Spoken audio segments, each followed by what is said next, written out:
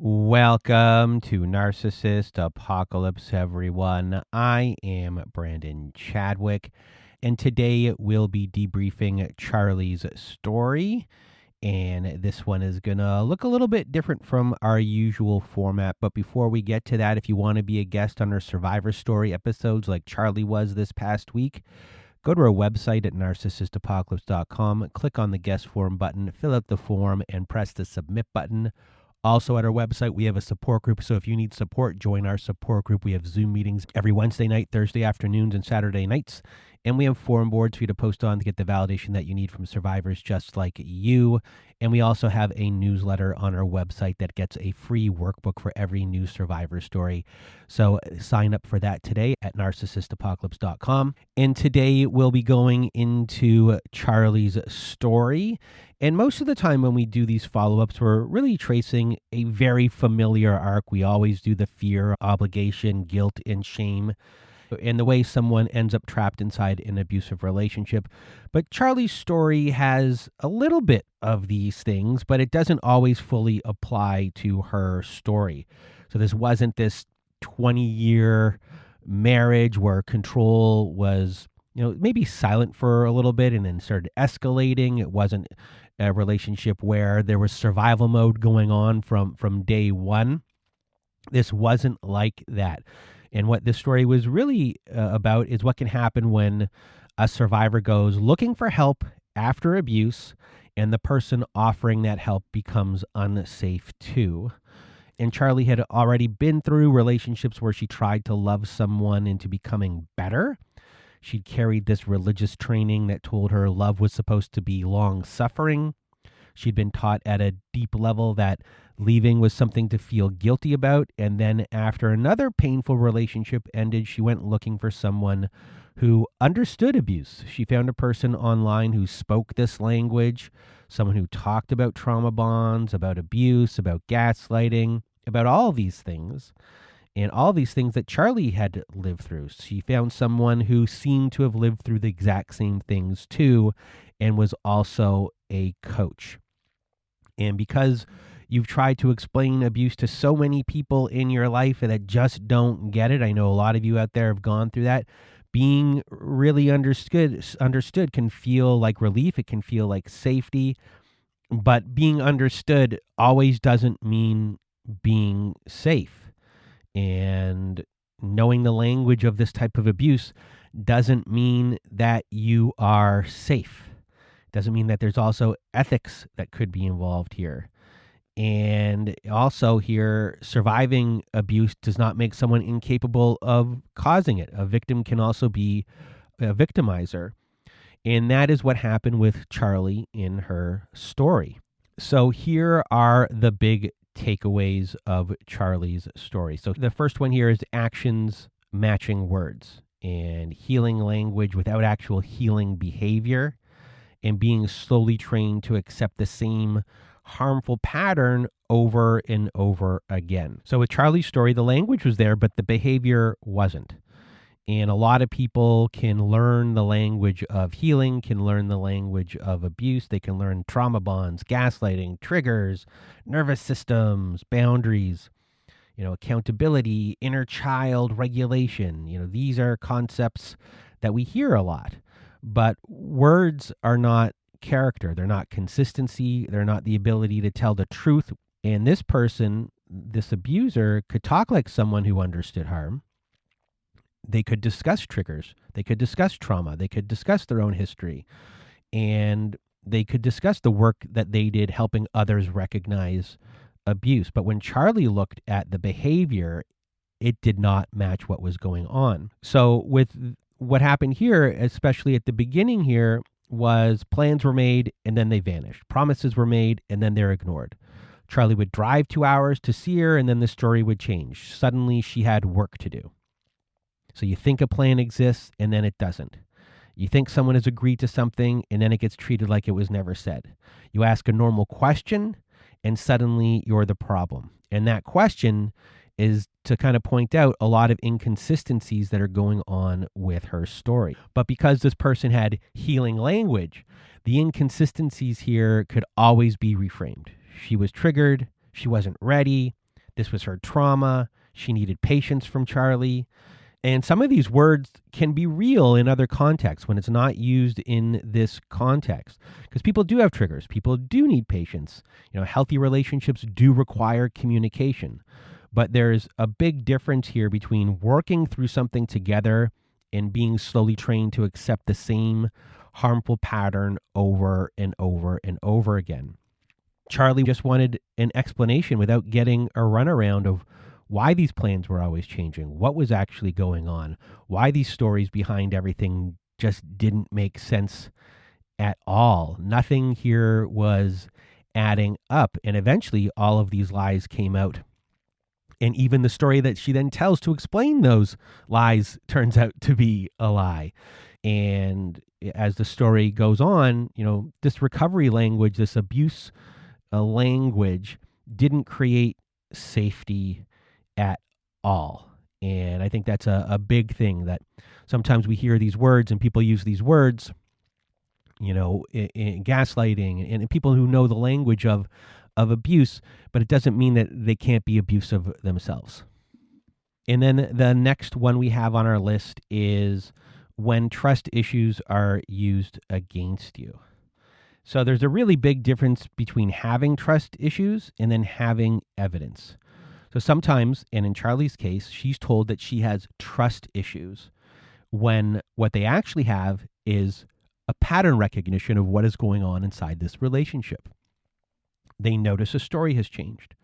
Charly has noticed that the timeline doesn't add up. Charly has noticed that the person gets defensive when asked for clarity, and that the conversation keeps moving away from the actual behavior. And Charly notices they're being asked to apologize for reacting to something that actually did happen. So this doesn't mean that every fear a survivor has is automatically accurate. Survivors can carry fears from past relationships. They can be activated. Survivors can misread things. That's part of being human after going through one of these relationships, after this harm, after this abuse. But that's different from what was going on with Charly here. She was really making big distinctions in her story. She said her trust concerns weren't showing up as jealousy. People called this woman constantly, men, women, some of them who were clearly interested in her. Charly said that wasn't an issue. She trusted her abuser in this area. The problem wasn't that she saw everyone as a threat. The problem here was the explanations of everything in her abuser's story never held together. And that's a big difference. So when someone tells you your concern is only about your past, they may be trying to make you stop looking at the present. So for survivors, that's a really big move, because many survivors are already afraid of being unfair. They don't want to punish someone new for what an old partner did.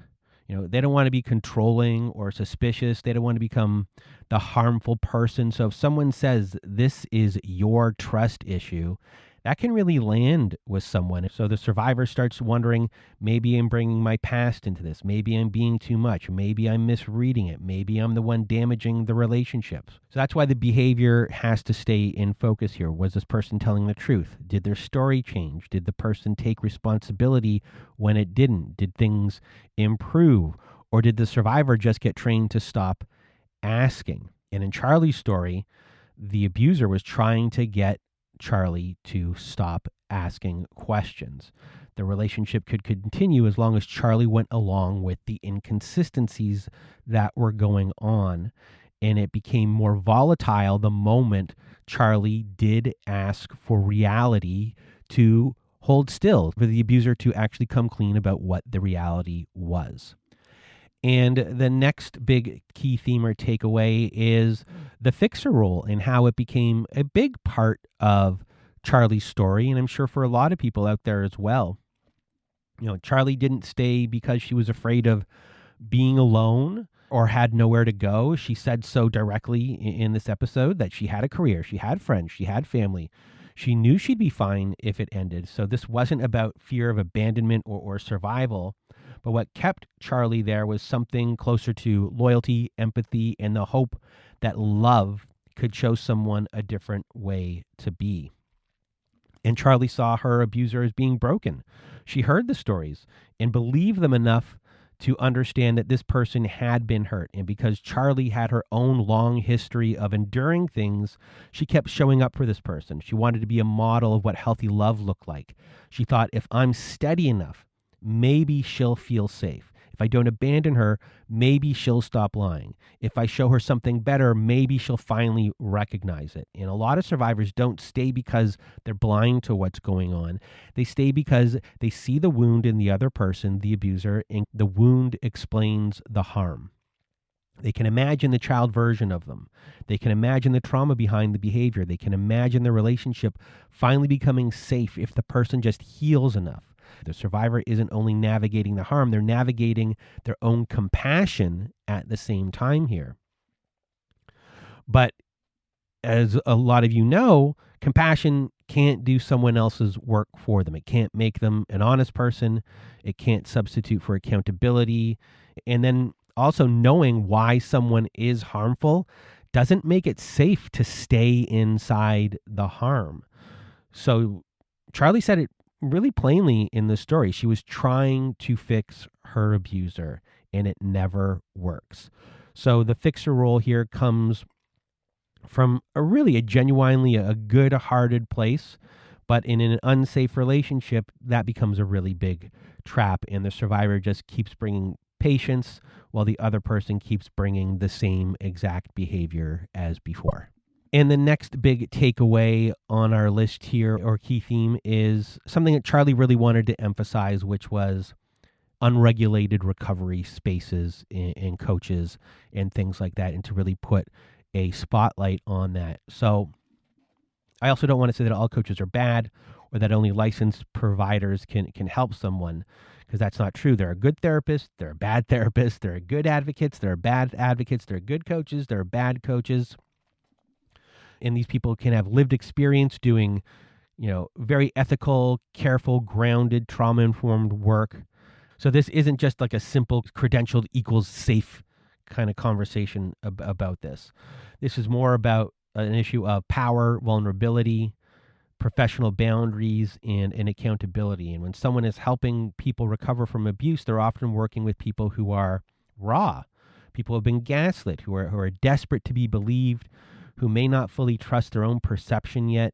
And that kind of work demands strong, clear boundaries, because survivors deserve to know that the person helping them is not using their pain to build intimacy, admiration, or dependency. And in Charly's story, the boundary problems weren't only romantic. She also described overhearing client sessions happening in the car, gifts from clients, a trip taken with a client, and when she tried to find somewhere to report these concerns, she couldn't identify any governing body complaint process. There's no board, no license, no record, no way to verify the training credentials that had even been claimed, and that's pretty big. So when there's no oversight, survivors may have nowhere to go, and they may not realize that at all before they've already shared the most vulnerable secrets about themselves, the most vulnerable things about the relationship, everything like that. So this doesn't mean that you have to approach every practitioner with complete suspicion. It just means that you're allowed to ask questions before giving someone access to your story. What's your training? Who certified you? What's your scope of practice? Do you have a code of ethics? Is there a body you answer to? What's your policy if a client wants to make a complaint?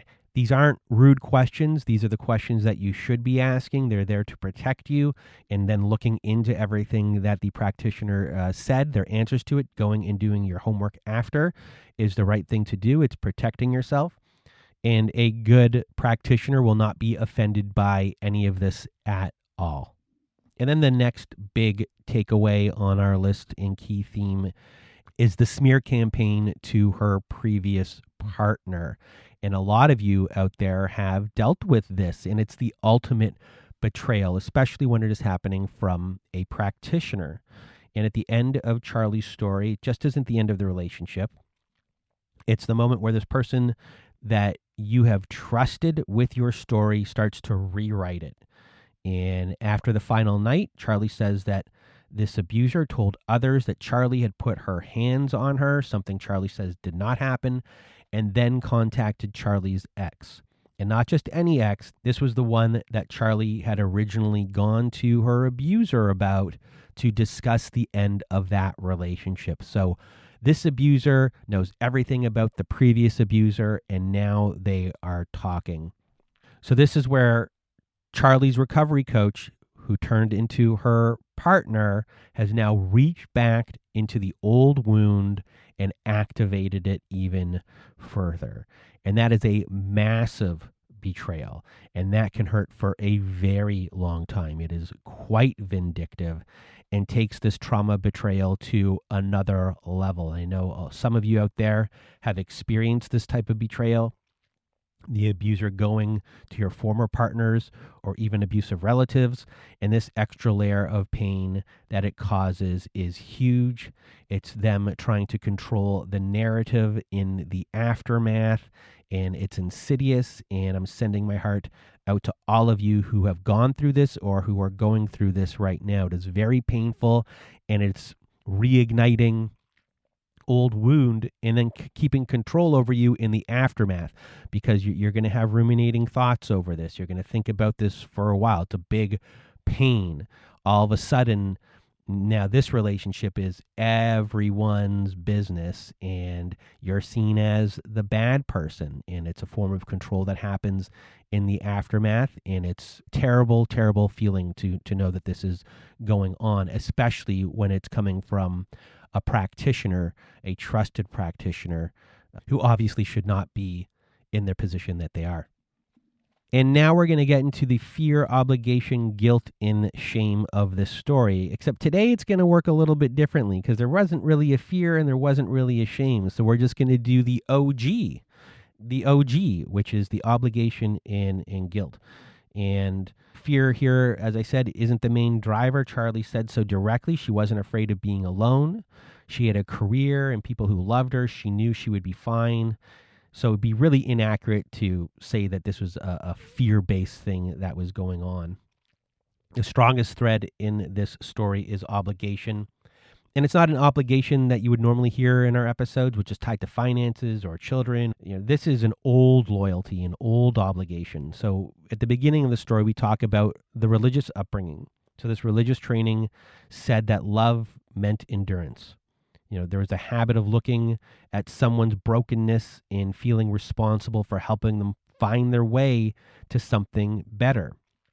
And that obligation connects to guilt, though not necessarily guilt about leaving this person specifically, more like guilt as an old emotional reflex. The guilt around turning away from someone who was wounded, the guilt around not being patient enough to make it work. So what was described by Charly in this story was loyalty, this fixer role, this old conditioning that told her to just endure.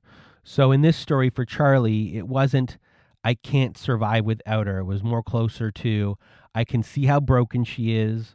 I know what it feels like to be hurt. I want to show her what love is like when it doesn't abandon someone. I want her to know what that actually looks like. And I've been taught my whole life to stay.